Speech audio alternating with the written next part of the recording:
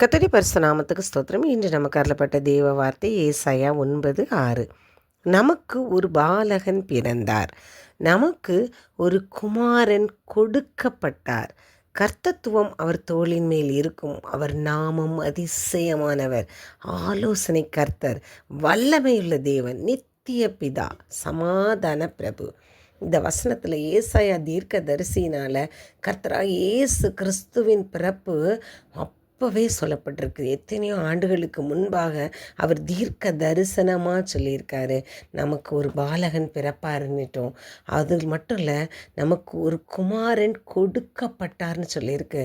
அவர் கொடுக்கப்பட்டார். எதுக்காக கொடுக்கப்பட்டார்னா, நம்முடைய பாவங்கள், அக்கிரமங்கள், மீறுதல்கள், சாபங்கள் எல்லாத்தையும் போக்குவதற்கான பலியாக கொடுக்கப்பட்டார்.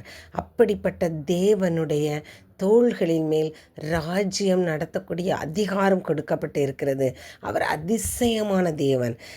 எரேமியா 23:5 இதோ நாட்கள் வரும் என்று கர்த்தர் சொல்கிறார். அப்பொழுது தாவீதுக்கு ஒரு நீதியுள்ள கிளையை எழும்ப பண்ணுவேன். அது அவர் ராஜாவாய் இருந்து ஞானமாய் ராஜரீகம் பண்ணி பூமியிலே நியாயத்தையும் நீதியையும் நடப்பிப்பார்.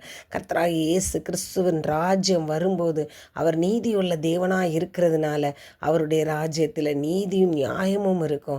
அவர் தான் சர்வ வல்லமையுள்ள தேவனாய் இருந்து நம்மை ஆளுகை செய்ய போகிறார். அவர் அதிசயமான தேவன். அவரால் செய்யக்கூடாத அதிசயமான காரியம் ஒன்றும் இல்லை. அவர் அற்புதங்களும் அடையாளங்களும் அநேகம் செய்திருக்கிறாரு. அதே போல் ஆலோசனை கர்த்தர். அவர் சொல்கிறார், உண்மையில என் கண்ணை வைத்து நான் அவனுக்கு ஆலோசனை சொல்லுவேன்னு சொல்லியிருக்காங்க. அவருடைய அன்பின் மன்னிப்பு, கருணை, விசுவாசம், எளிமை, தாழ்மை எல்லாத்தையும் நம்மளையும் கற்றுக்க சொல்லி ஆலோசனை சொல்லி தந்திருக்காங்க. அதன்படி நடக்கக்கூடியவர்களாக நாம் இருக்கணும். அவர் சர்வ வல்லமை உள்ள தேவன். அதே போல் அவர் சமாதான பிரபு. இந்த உலகத்தில் சமாதானத்தை உண்டாக்குவதற்காக வந்த தேவன் அவர் யோவான் 14:27 என் சமாதானத்தையே உங்களுக்கு வைத்து போகிறேன், உலகம் கொடுக்கிறபடியே இல்லை, நான் என்னுடைய சமாதானத்தையே உங்களுக்கு தர்றேன்னு சொல்லியிருக்காங்க. அவருடைய தேவ சமாதானம் நம்முடைய இருதயங்களை ஆளுகை செய்கிறது.